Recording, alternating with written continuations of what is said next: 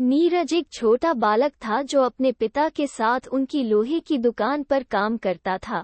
एक दिन उसने अचानक ही अपने पिता से पूछा, पिताजी, इस दुनिया में मनुष्य की क्या कीमत होती है?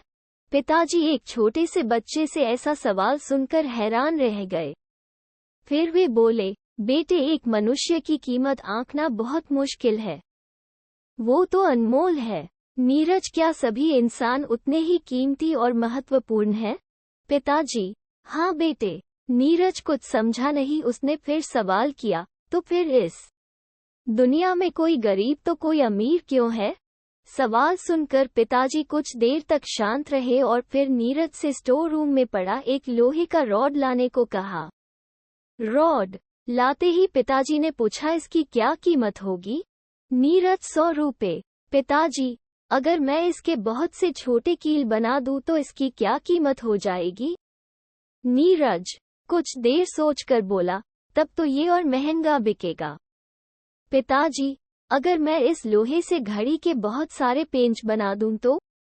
नीरज कुछ सोचकर फिर एकदम से उत्साहित होकर बोला, तब तो इसकी कीमत बहुत ज्यादा हो जाएगी।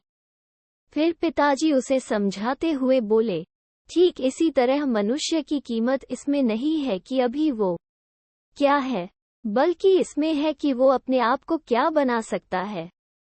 नीरज अपने पिता की बात समझ चुका था।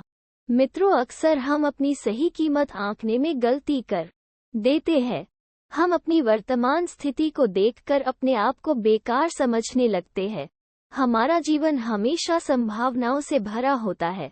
हमारे जीवन में कई बार स्थितियां अच्छी नहीं होती है, पर इससे हमारी वैल्यू कम नहीं होती है।